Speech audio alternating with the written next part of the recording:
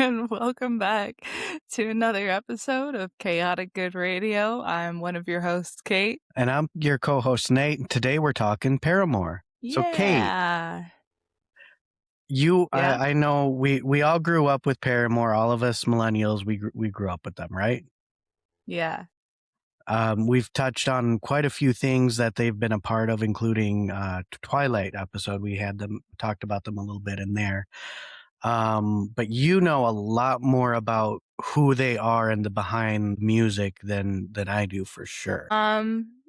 Well, in all reality, I probably am not as deep into the lore as, like, say, Sleep Token, or someone who has been a diehard Paramore fan from the get-go, but I have learned a lot along the way. Well, how Uh, about you share some of what you've learned with us? Because I'm eager and ready to learn.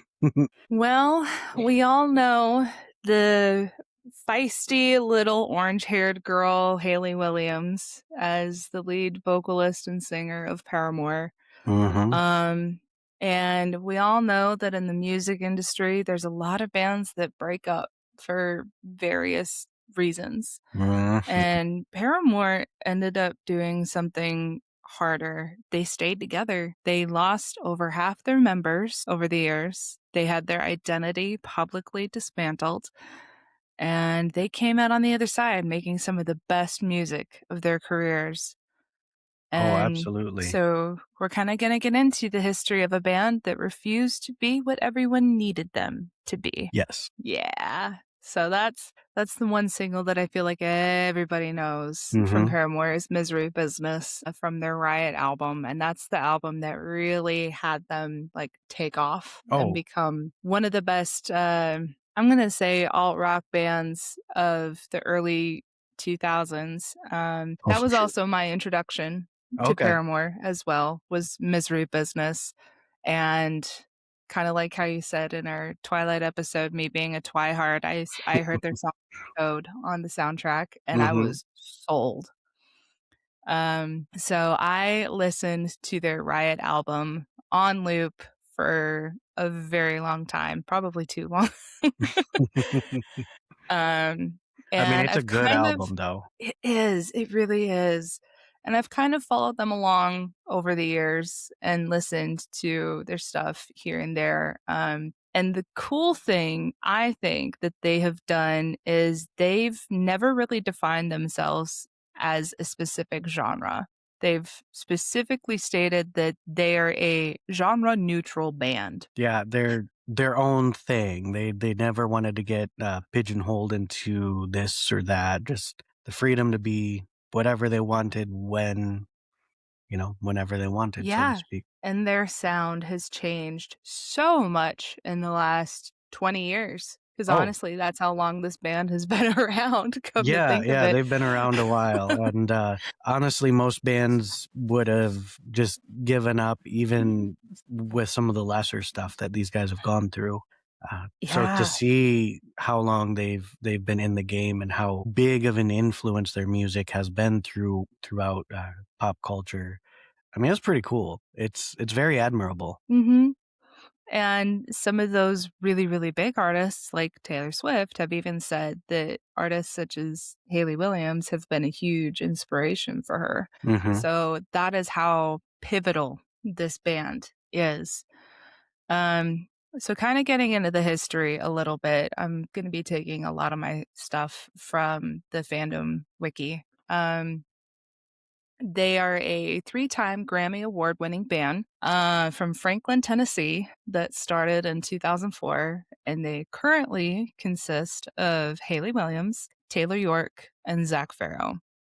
Some former members would be Josh Farrow, so Zach's brother, Hmm. Jason Bynum, John Hembry, Jeremy Davis, and Hunter Lamb. And looking at the timeline of when each one was in and out, and honestly, there's like a lot of rock bands that do this too, and it's very frequently with either the bass player or the drummer, Hmm. which is kind of also the case with Paramore as well. So 2002, 13-year-old Hayley Williams, raised in a homeschooled, very conservative Christian environment, moves Hmm. to Franklin, Tennessee, where she meets the Farrow brothers, Josh and Zach. And shortly after getting to Franklin, she starts taking vocal lessons. Okay. So when Haley started to join the band, some of the other members were a little bit edgy about like the whole female fronted band thing, especially when they were trying to have like a rock sound. Right. Now, historically, there have been female fronted bands in the rock industry that have done rather well. I mean, Stevie Um, Nicks is a fantastic artist. Just throw that yeah. out there right off the bat. Well, and there's there's so many others too, and Oh, they there kind are. of go back and forth between genres. In 2004, the band was officially formed by Josh, who was on lead guitar and backing vocals, Zach, who was on drums, Jeremy Davis, who was on bass guitar, and Mhm. Haley, with the later addition of Haley's neighbor, Jason Bynum, on rhythm guitar. Jeremy, the bass guitarist, even admitted that he didn't think the band was gonna be taken seriously due to how young they were. And bear in mind, these Yeah. are 12, 13, 14-year-olds making a Right. garage band together. Right. I think a lot of us have been there. I've been there. I mean, you don't expect to try and make it big. You just wanna have fun with your friends. Yeah, and I think that was kind of the original point, but Haley was so, so serious about her music, and she really, really wanted this to work. And a little bit of backstory on how the name came to be. It was taken from the maiden name of the mother of one of their first bass players. Once the group learned the meaning of the homophone Paramore, which is secret lover, they decided to adopt the name and change the spelling. Oh, that's an interesting way Yeah. they came up with that. Okay. Yeah. So the first song that they wrote together was Conspiracy, which was later used on their debut album. And over the years, they started to perform at bigger and bigger venues outside the greater Nashville area. And the CEO and co founder of Fueled by Ramen got a hold of Paramore's demos and went to a Taste of Chaos performance in Orlando to see them perform live. After a smaller performance at a warehouse, the band was signed to the label in April of 2005. Okay, so that's how they got signed. That's pretty cool. That's really young to Yeah. get signed too. That Yeah. it's rare. For a So rock band, at 2005, least, that's rare. she would have been like 16, Yeah, almost like 16 17 at years the old. time. Yeah. So they went back to Orlando, but shortly after, Jeremy Davis left the band, citing personal reasons. And the Mhm. four remaining members continued with the album, writing All We Know about his departure and later deciding to base All We Know Is Falling around the concept. Okay. The album artwork also reflected their grief, as Haley William explained. The couch on the cover of All We Know Is Falling, with no one there and the shadow walking away. It's all about Jeremy leaving us and us feeling like there's an empty space. Okay. That's pretty sad. I didn't know that about. I mean, they have a lot of stuff that's pretty sad material, but Yeah, some of their saddest tracks that are some of my favorites are from that album. that's fair. It's a good album. Riot was my favorite, but, it would All We Know Is Falling is good. Yeah. Um, so before touring, the band added a bass guitarist to their lineup to replace Jeremy, and during the Mhm. summer, they were featured on the She Were Girl stage of the 2005 Work Tour. Ah, Warped Tour. Now that's a whole Ugh, other subject we get into too. well, I'm planning an episode around all that. Ha ha ha. Um, Foreshadow. Bum, bum, so All We bum. Know Is Falling was released in July of 2005 and got number 30 on Billboard's Heatseekers charts. Their release Pressure as their first single. Mhm. Um, The video featured the band performing in a warehouse, eventually getting sprayed with water sprinklers as the storyline of a conflicted couple occurs. In July, Emergency was released as the second single, the video again reuniting the band with director Shane Drake and featuring Hunter Lamb, who replaced Jason Bynum. The video for Emergency showcased Paramore in another performance, this time fixing the members' bloody costumes. The third single, All We Know, was released with limited airtime, the video consisting of a collection of live performances and backstage footage. I was just gonna say that at that time, that was a really, really, popular, video format for a lot of bands, showing the Yeah. live performance mixed in with backstage and other cut little clips. It seemed to be in just about one or two songs of every band at the time. And I think that was a really smart marketing move too, because it really helped the fans feel like they were a part of the band and they were part of the Right. experience. Right, exactly. It was a really smart move. I wonder why they, have kinda gone away from that. That's that's a good question. I If think anybody does know, let us know in the comments because I think both of us wanna wanna understand why those formats have changed. yeah. I mean, artistic trends and everything, Fair but enough. that reminds me of my own experience at Warped Tour. The band We the Kings was filming their video for Sad Song Okay. with Christina Costanza of the Oh, Warped Tour audiences. And so the one that I went to in Denver, they had like a camera flying around, and nice. that was the one, or no, it was 303 later on that had somebody in an inflatable T-Rex suit that was crowd surfing all the way to Mhm. the stage. It was so much fun. 303 is such a fun band anyways. They're strange, they're weird, but hey, I'm on board with the weird. I mean, I'm a silly Uh, goose as it is, so, you know. oh man, so they Paramore did their first headlining tour in 2006 to a sold-out audience with support from This Providence, Cute Is What We Aim For, and Hit the Lights. And that year they were voted Best New Band by Kerrang! Magazine. Honestly, they deserved that though. They were so good. Still are It really, gets honestly. better. I mean, for them starting out, having an album release in 2005 and then to have that award in 2007, yeah, that's a lot of progress. And so, Um, so young. I mean, that's crazy. yeah, yeah. So 2007 is when their album Riot comes Right. out. Hunter Lamb had left the band Mhm. because he got married. um, So then Josh was required to play both guitar parts on the album. And Taylor York, who had been in a band with the Farrah brothers before they met Haley Williams, joined as a replacement for Hunter Lamb. So this is when Taylor York enters the scene. Okay. Uh huh. The Yeah, name there's Riot had been chosen because it meant a sudden outburst of uncontrolled emotion, and it was a word that, quote, summed it all up. The mhm. first single was Misery Business, and according to Williams, was more honest than anything I've ever written, and the guys matched that emotion musically. Okay. Okay. I didn't Um, wow. Fair enough. yeah. And from something else that I had read about it, she had said that she wrote it because she had a crush on one of the band members who was in a relationship at the time. And this was kind of her anger directed at the girlfriend. Mm.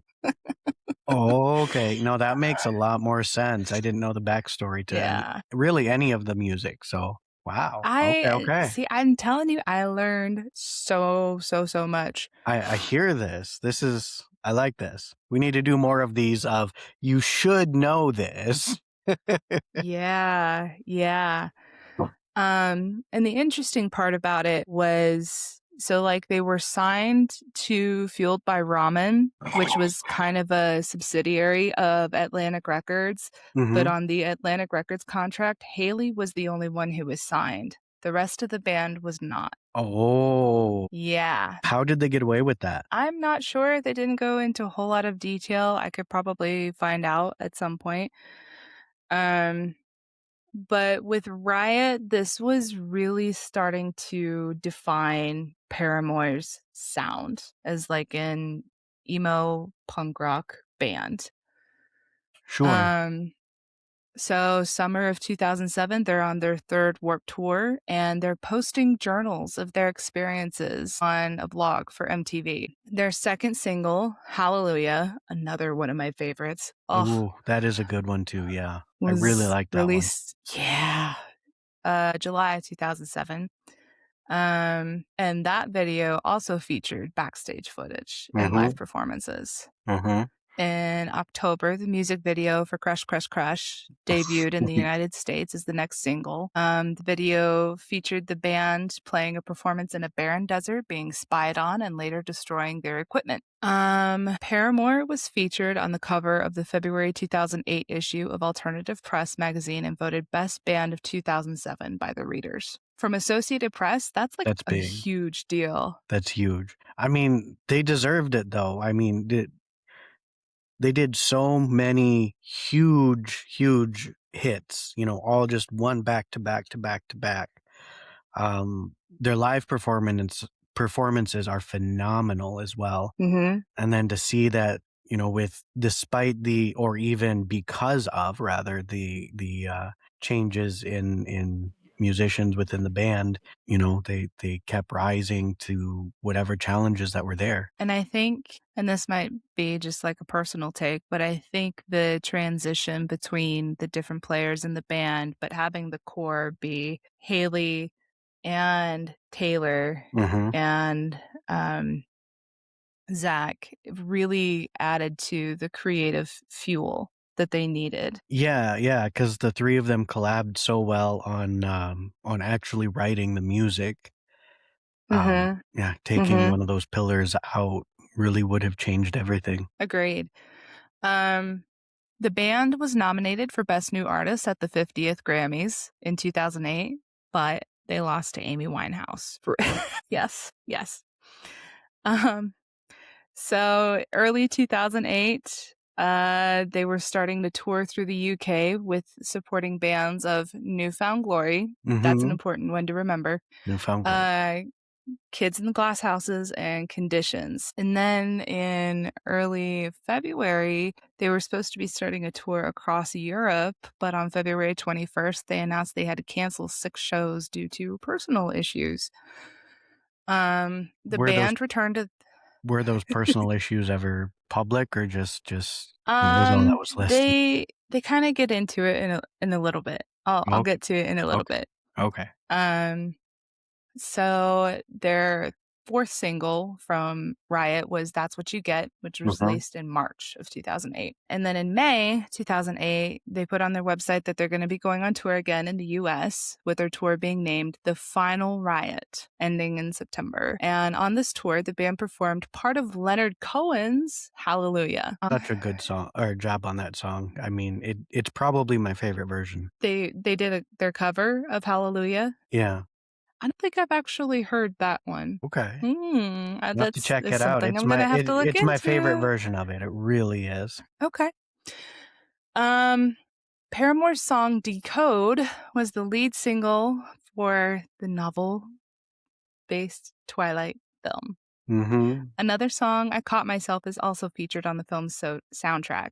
Decode was released in October of 2008 on the Paramore fan club site as well as Stephanie Meyer's website. The band began shooting the video in October and it premiered in November. Hot Topic hosted listening parties for the soundtrack in late October, and the album was released on November 4th. What's a listening party just for like a Hot Topic listening party? What is that?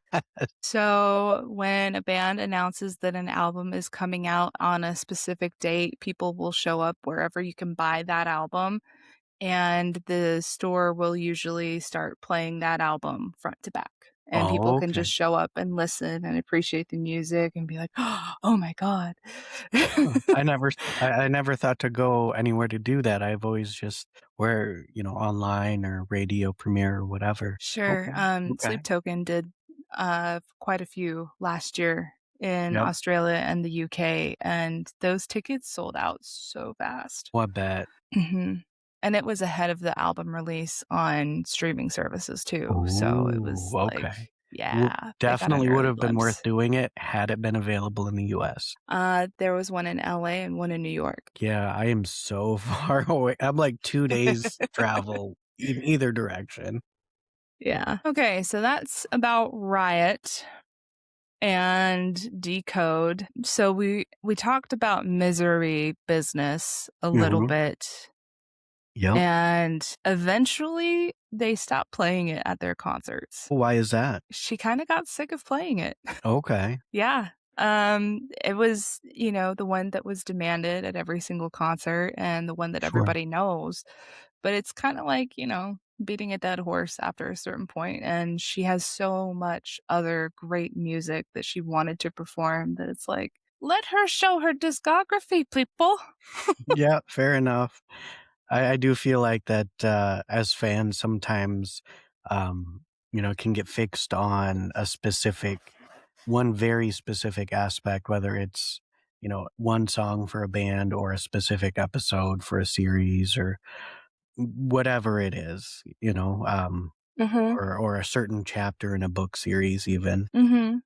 Or even somebody, like, walking up to, an actor or an actress in Hollywood and be like, "Say the line, say the Oh, line." yeah, yeah, and I love Yeah. how in Shrek they reference that, "Do the roar." It's like, I'm sure that's Yeah. exactly what it feels like after a while. Yeah, it probably gets really tiresome. Mhm, Um, okay, so that was Riot, which was a very career-defining album, mhm. and then they come out with the Brand New Eyes in 2009. They were working with the same producer who did Decode, and they were looking around for a different producer because they kind of wanted to have a little bit of a different sound. In January, they announced they will be a special guest on with Bedouin, Sound Clash, The Sounds, and Janelle Monáe at the No Doubt Summer Tour 2009. Paramore wrote and completed their newest record, Brand New Eyes, in early 2009. The first single off Brand New Eyes is Ignorance and was released in July.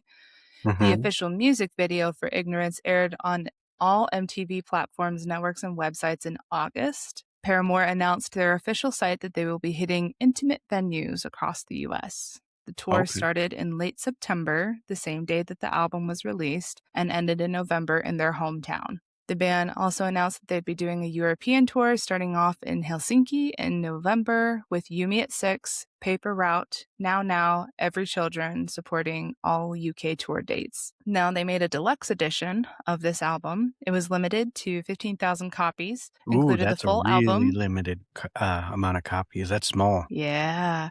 With two bonus tracks, a 40-page hardcover journal with Hayley Williams' handwritten lyrics and notes on the album, a yellow colored vinyl 7-inch single with two songs, Ignorance Acoustic and Where the Lines Overlap Acoustic, a DVD featuring an exclusive making of documentary with interviews, behind the scenes footage, and rare band vignettes from Paramore.net, and a 16-page full color booklet, an exclusive Paramore poster, five limited edition collectible Paramore photos printed on hardstock paper, and a numbered certificate of authenticity.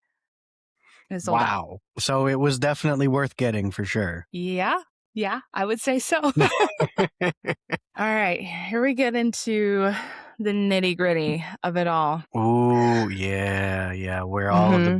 big, big stuff started Yeah, exploding. here's where we get emo. On December 18th, 2010, a message from Haley, Jeremy, and Taylor was released through Paramore.net stating that Josh and Zach Farrow were leaving the band. In a message, they stated, "A couple months ago, Josh and Zach let us know they would be leaving the band after our show in Orlando last Sunday. None of us were really shocked. For the last year, it hasn't seemed as if they wanted to be around anymore. We want Josh and Zach to do something that makes them happy, and if that isn't here with us, then we support them finding happiness elsewhere, but we never for a second thought about leaving any of this behind." The post also stated that the remaining members had no intention of disbanding. They also added, "As we look back, and now as we look with excitement to the future, in all of this, what truly matters are the good times. The pictures of us with our arms around each other, the long van rides, your faces while you sing along as we play. Thank you for getting us right here to this very moment. We look forward to our best times, and we hope you will go there with us." So that was December 18th. So 3 days later, Josh and Zach, but mostly Josh, released their own message through Josh's blog, stating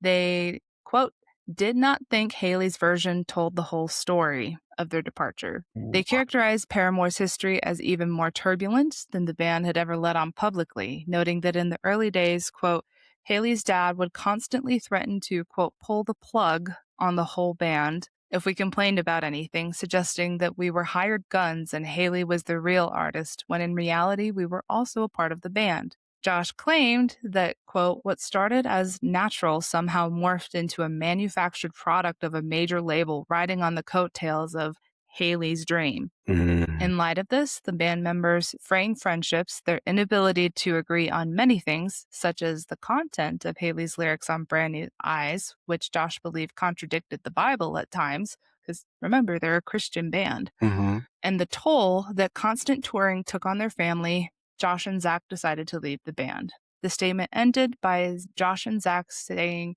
they were, quote, still hoping to work out a friendly way to leave our part of Paramore intact with the remaining band members, including Haley. That's Wow. a lot that I didn't know.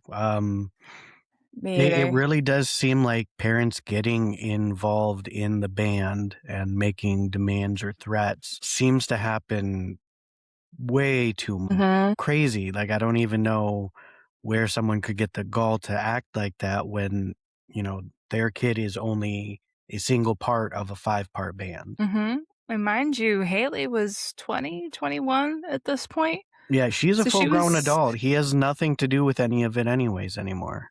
Or but shouldn't. he was likely part of the reason that she got signed on as young as she did. Well, you think he was, out kinda I'm mark pretty sure or he was her manager for a while. I mean, okay. that would make sense. Yeah, I suppose that would. I didn't even think about that. So when it comes to parents being managers and being very controlling over their children, it can be to the detriment of other band members and other Mhm, artists that they work with. So there was an interview that they did later on in December that year of 2010, titled Paramore: The Last Word.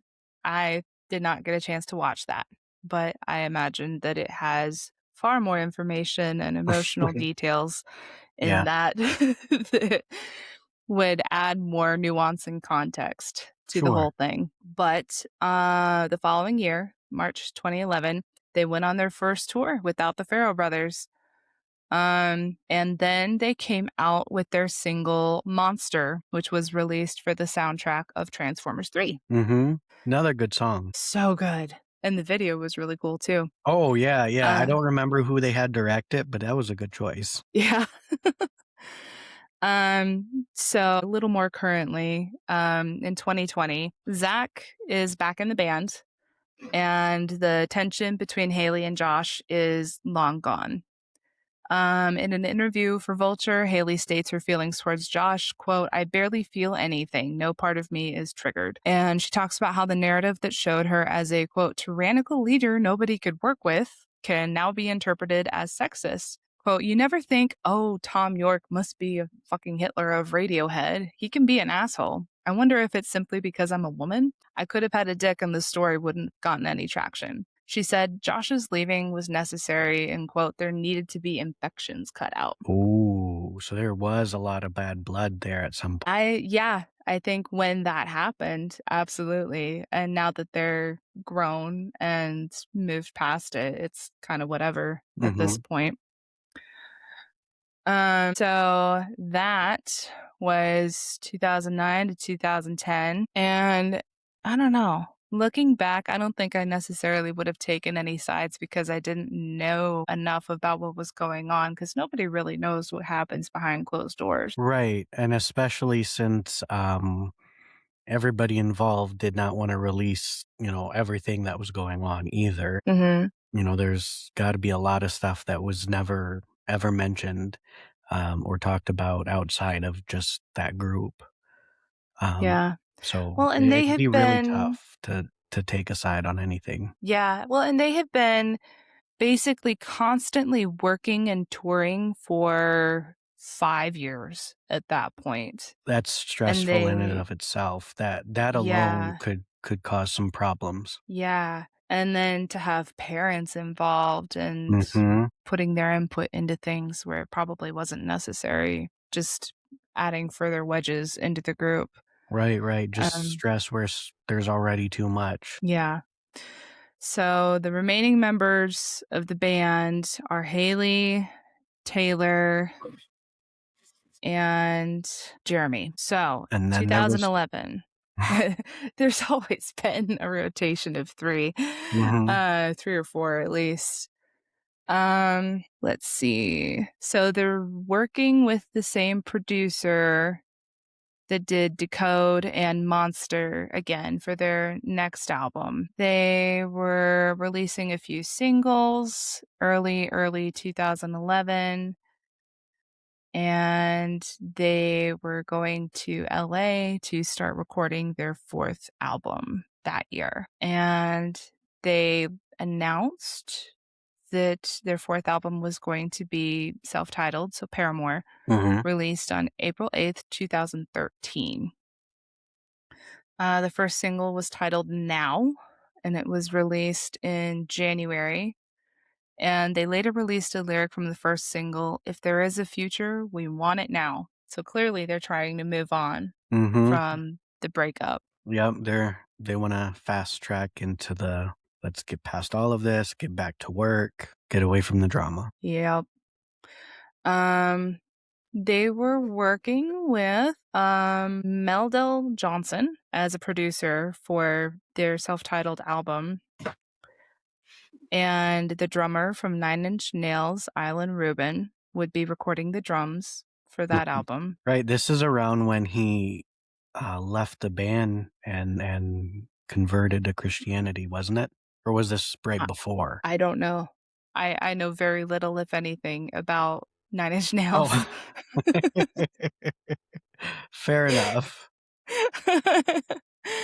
Um, and as a single, one of their most successful singles besides Misery Business, Still Into You, Yeah. was on this album, their self-titled album.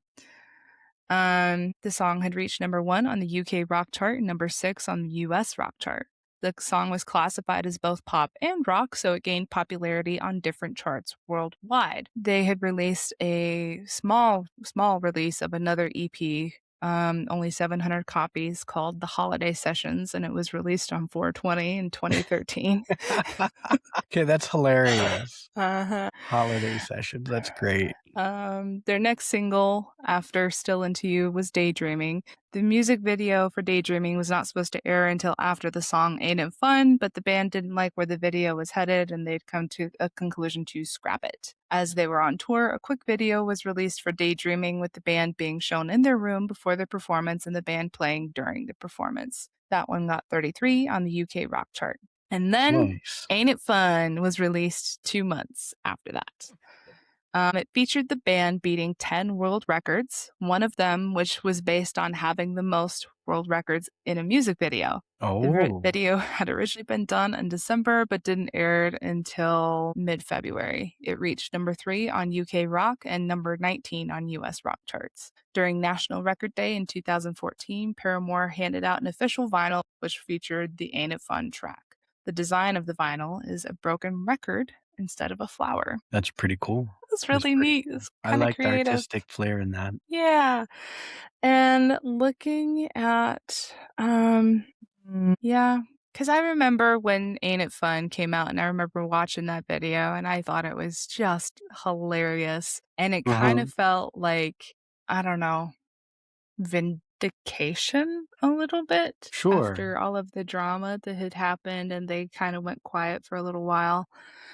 So after that album came out, Jeremy decided to leave the band, then making Paramore a duo that is only Mhm. Haley and Taylor. And then came a legal battle with Jeremy, saying that he was entitled to songwriting credits and a portion of the royalties. And that eventually reached a settlement in May of 2017. Yeah, that was a pretty, difficult, turbulent point in time with the band again. Yeah.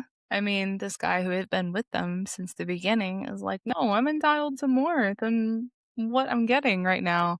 Because it really does feel like everything is Haley-centric, Mhm. and, some people didn't even know the other band members' names. Right, and, well, even going even farther than that, if you're in, like, a band that's, responsible for writing their own songs, their own music, what some people don't realize is even if there's a main lyricist in the band, the rest of the members do contribute to the lyrics, helping change things or tweak things here and there so that it flows nicer and it sounds a little bit better, with whatever instrumentals or with whatever key that they're singing in. Mhm. So cutting anybody in the band out of lyrical credits, that does seem a little low. Yeah. Yeah. But yeah, so that was in 2017. But going back to June of 2016, the band posted a short video of themselves in a studio to their social media. Hmm. This was preceded by a number of images that all included former drummer Zach and producer Justin Meldal Johnson, leading fans and various media outlets to speculate Pharaoh returning to Paramore. A few days later, he was featured again in a picture uploaded, this time behind the drum set, confirming that he would be returning to recording drums for the album, although he was claiming to only record for the album and not rejoin as a full member. Okay. But later in February, despite the claims, Paramore made an announcement on their Facebook, Twitter, and Instagram confirming Zach's full time return to the band, officially making Paramore a trio again. Just kidding. um, April of 2017, Paramore released Hard Times. That was a So, yeah, that was an interesting one. yeah. Um, I actually really appreciated this song when it came out because it totally fits into that category that I had talked about before of upbeat depression songs. Yeah, absolutely. 100% it is. Honestly, that was one of my first introductions to that style of song while understanding what that is.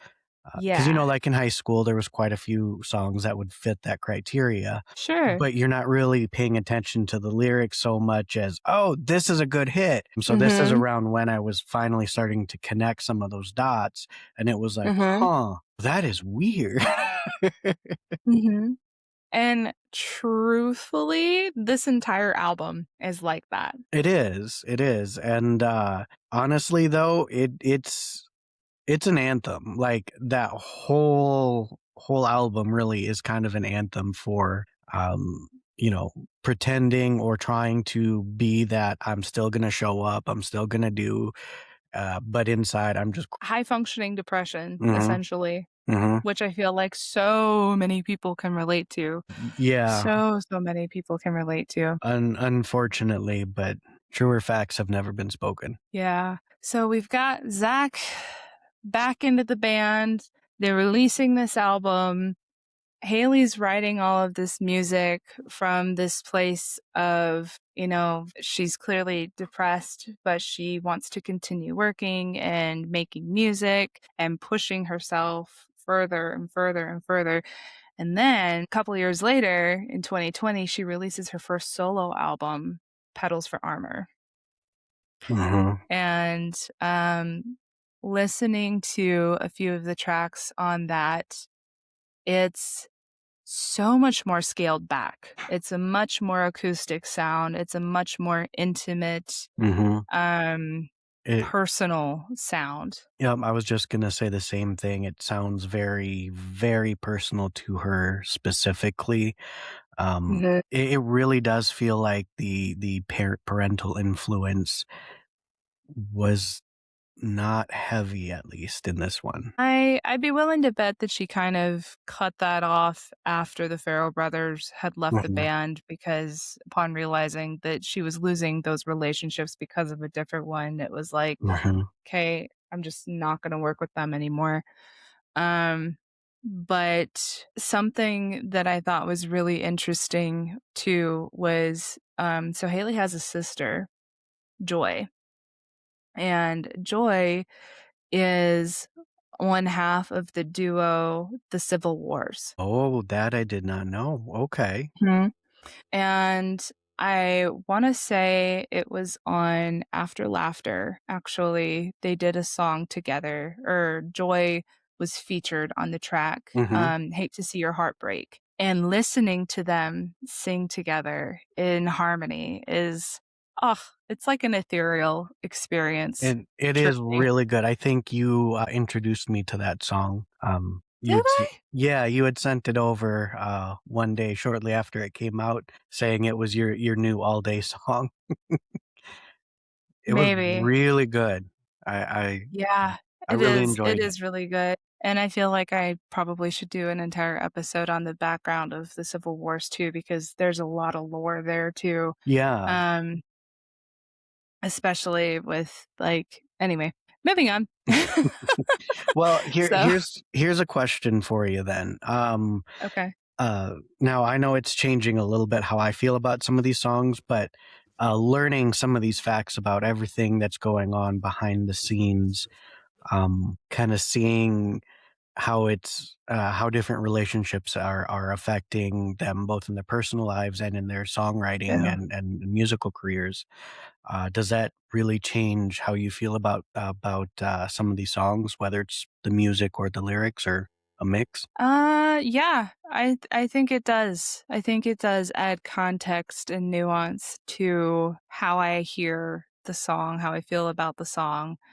And understanding that, like, so the reason that I said Brand New Eyes was important was because that was her meeting Chad Gilbert, who Mhm, is the lead singer of Brand New Day, who was married at the time that they met. mhm. Um, and within a fairly short amount of time, he got divorced and him and Haley started dating. And in Oh, 2014, him and Haley got engaged and they got married in 2016 okay. and divorced in 2017. Well, that's quick. Mhm. And Haley said infidelity was one of the main reasons that the marriage fell apart. Um, which there could be a whole conversation I around the fact that, I you was know, just gonna say, how what didn't she contribute to that to his previous marriage? That's what it sounds like. it's kinda what it looks like. I don't think that they were that involved while he was married to Sherry Dupree. Okay, I think there was flirtation going on, absolutely, and then after the divorce is when they publicly came out as a relationship. okay. Um, but there's a lot to be said, you know, when you get involved with someone who is in a relationship and then that relationship eventually that you're in with them falls apart for the same reasons.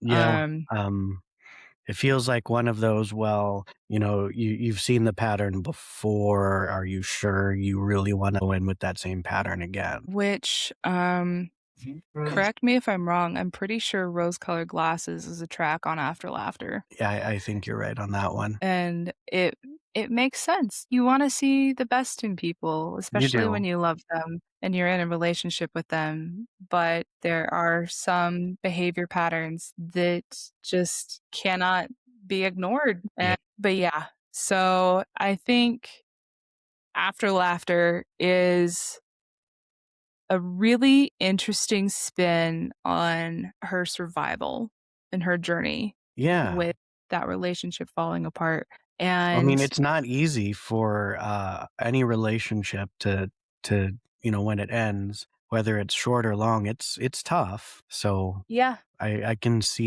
definitely see that struggle, especially if since the infidelity was on his part and not hers, that hurts. Mhm, That cuts really deep. mhm, and divorce is hard even Mhm, when there aren't other things involved, but when that is part of the reason, it's just doubling down on the mhm, hurt.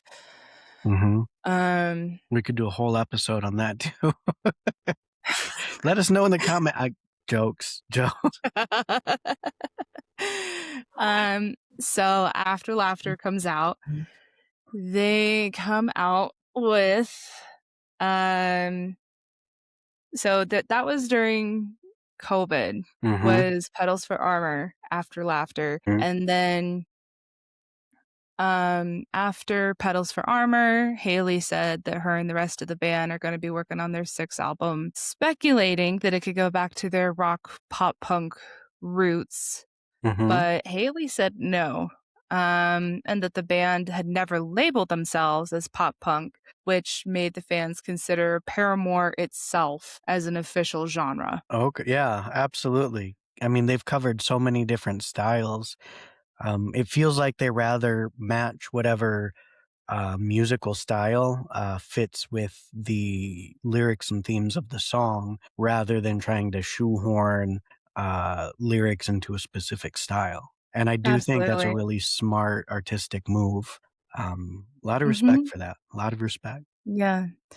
And from what I remember, because I was really excited for This Is Why to come out, and I remember Hmm. hearing or reading an interview that Haley had said a lot of her inspiration musically comes from a lot of indie artists in the 90s. Ooh, there was some So, really good indie music in the 90s, just yeah, crazy good. So that, yeah, I can see where she was picking yeah. up some of that inspiration then. Um, Bands kind of along the same lines as like Radiohead. Mhm. And anyway, so 2022, they're back in the studio and recording. Mhm. Um, They told Rolling Stones, quote, "We kept joking it was all downhill from that point, but thank God we've been surprised a lot throughout this whole thing. I'm always waiting for the moment for us to know we're on to something new and we're not just rehashing the same shit. It was Ain't It Fun for our self-titled record and Hard Times or Told You So for After Laughter. It's not about it feeling like a hit so much as it's a scary, exciting feeling that you're treading uncharted waters. It keeps you curious. We got Mhm. to that feeling early on this time. And in March of 2022, it had marked 20 years since Haley, Zach, and Taylor first met and became friends, which That that's so yeah, cool. that is, and, to see, to see that e eventually some of them started to get back together again, like, after everything, that's really nice too, kinda putting the old team back together kinda deal. Yeah. So in September of 22, they released This Is Why as the lead single from that title track. The album won Best Rock Album, and the album's title track won Best Alternative Music Performance at the 66 Grammys. They did a remix album that featured reworked, remixed, and rewritten versions of the songs, as well as Mhm. an unreleased B-side demo, Sanity. Ooh, that was a Mm. really, really good song. I haven't heard it. You're doing yourself a disservice. It's really I mean, there's clearly so much to learn still. Mhm. And I think now would be a really good time to hear from our sponsors. Hey, real quick, this episode is brought to you by Dubby Energy. If you're the type of person who pulls late nights watching anime, gaming, or deep diving into some wiki lores, Dubby is basically made for you. It's powdered energy, zero sugar, zero crash, zero jitters. Just clean focus in whatever flavors you're into. And trust me, the flavors are anything but boring. Think like Japanese yuzu, s'mores, and tropical punch. I mean, they've got wild ones. One scoop, some cold water, and you're locked in. Check them out at w.gg and use our offer code CGR26 to get a 10% discount. Okay, back to the show. um, Welcome back to so the show.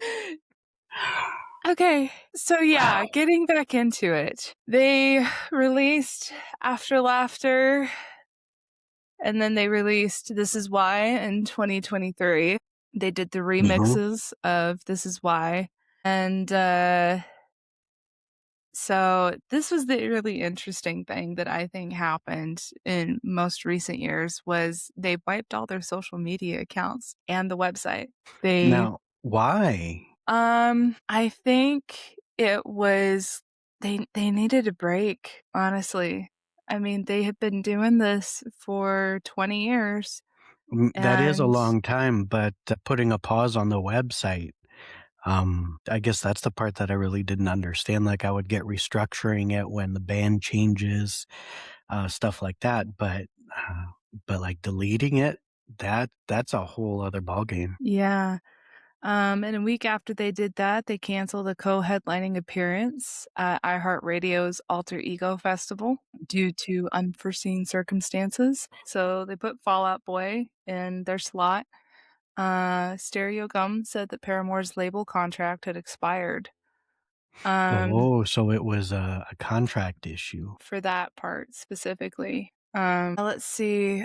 In January 2024, A24 announced a tribute album for the Talking Heads concert film Stop Making Sense, which featured a cover of Burning Down the House by Paramore as the Hmm. leading track.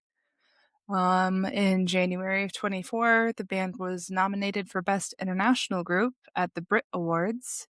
And January 31st, Burning Down the House was released as a single. In February, the Paramore was announced as the ambassador for Record Store Day 2024 and confirmed they would continue as an independent band after the end of their contract with Atlantic Records. Okay. Yeah.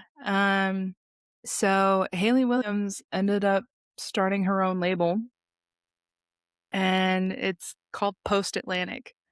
Ooh, that's her label name? Yeah. I could see Yeah. maybe doing an album, but wow, what a shot at Atlantic. Mhm. Mhm. And, I think it was earlier last year or later in 2024, she started doing these teaser things online on her socials and then created this like really old school format website. And that's where you could go and download some artwork and individual tracks for an upcoming album that she was teasing.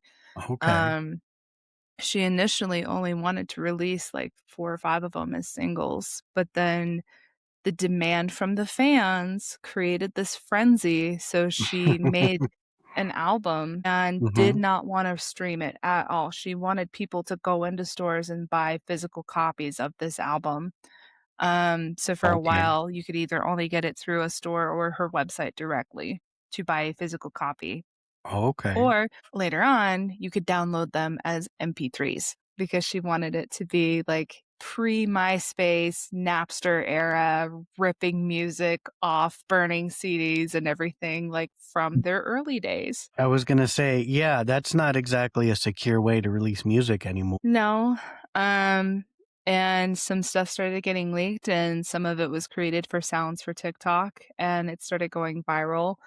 And then later on last year, she released her next solo album, Ego Death, at a bachelorette party. And there has been a lot of speculation around who some of these songs are about because, Sure. inspiration for a lot of music comes from good breakups, bad breakups, all kinds Yeah. of breakups. And it had become known that she and Taylor York had been dating from 2022 up until that point. It was pretty ambiguous whether or not they were still together. Okay. And then Ego Death comes out, and it's very, very clear they are not together anymore. Mhm. And the band is kind of on hiatus. Who knows if they're ever going to get back together? Right. Um, and one song that has really been resonating with a lot of people from Ego Death is Parachute. I'm sorry. That's the name of the song, is Parachute. Okay. Okay. Um, yeah. And she's like, "You were at my wedding, and if you had asked me to run, I would have done anything." And so it's very clear that there has been a lot of like intermingling in Mhm. relationships and stuff in Haley's life throughout the years. And Yeah, it it's sounds a little muddy. it's messy, but then again, life is messy. Life is very messy. Yeah. And she was singing, "I just wanted you to catch me." And I think she was hoping that Taylor York was gonna rescue her from her relationship with Chad at some point, because that has been the slowest of slow burn relationships I have seen in a very long time. I mean, yeah. Yeah. And considering that it's been primarily those 2 for a long time Jeremy and then Mhm. Zach again.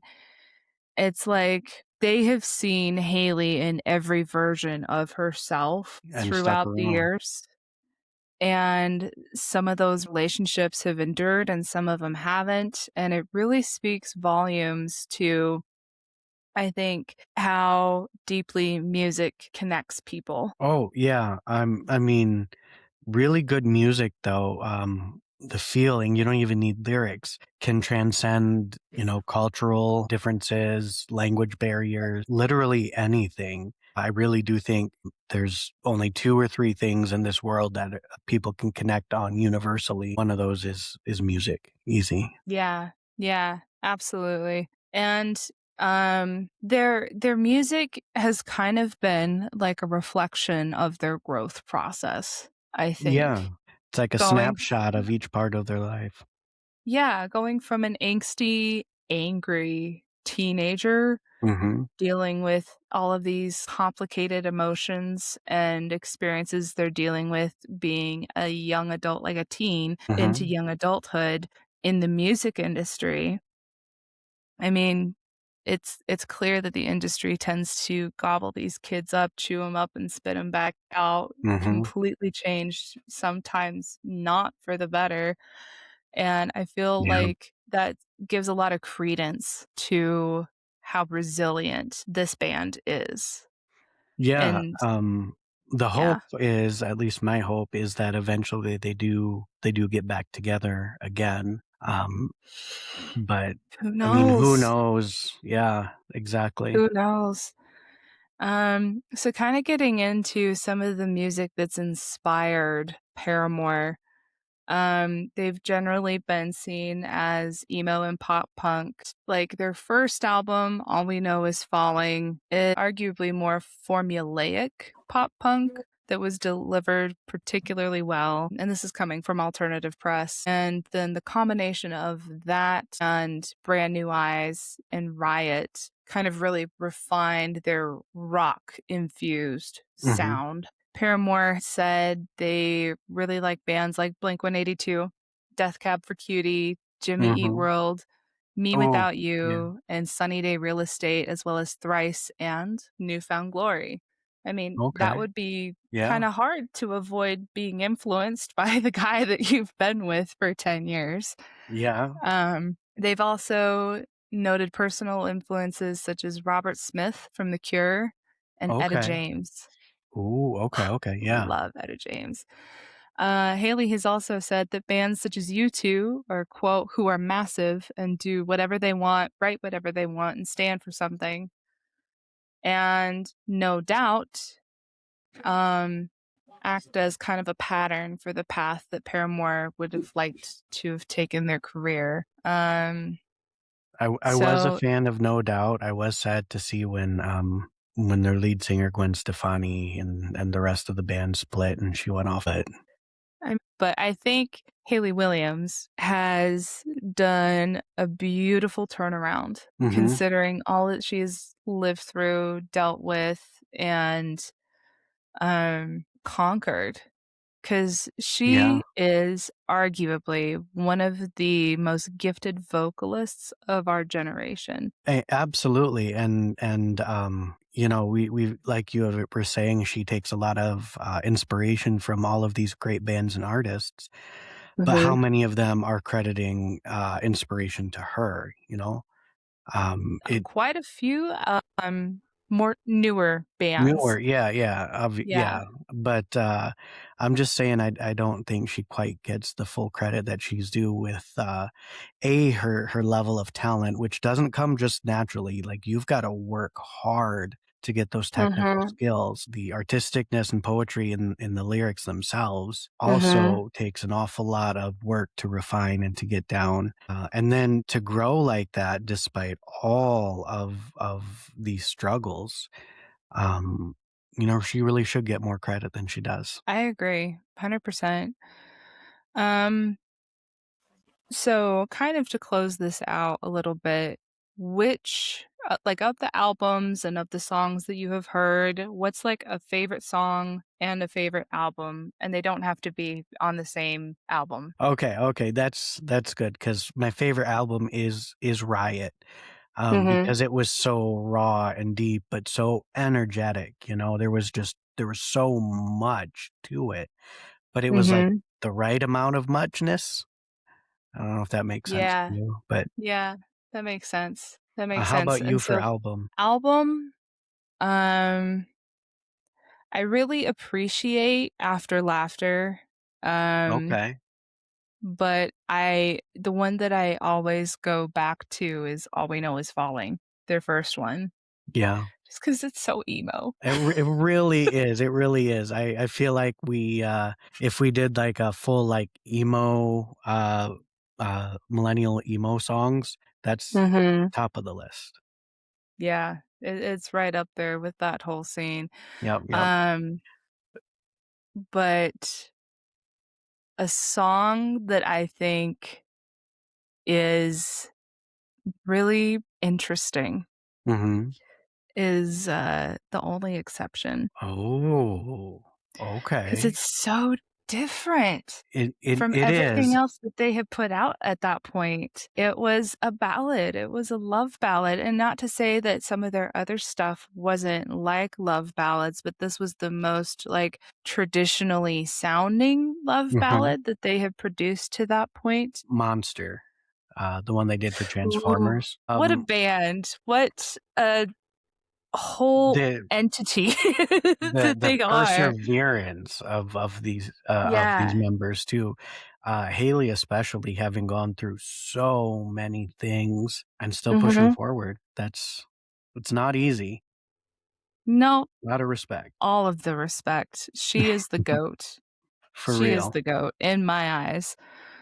And Paramore is a band that is proof that staying together is a choice that you have Mhm. to keep making. You got that right. So, all right. Well, it's been great talking to you, Nate. Thank you You for too, listening. Kate. Deep dive on Paramore Yeah, thank you for teaching me a few things. Let us know down in the comments below, what are your favorite albums and songs? from Paramore. Yes, specifically from Paramore. Yeah. And don't forget to like and subscribe. Bye. Bye.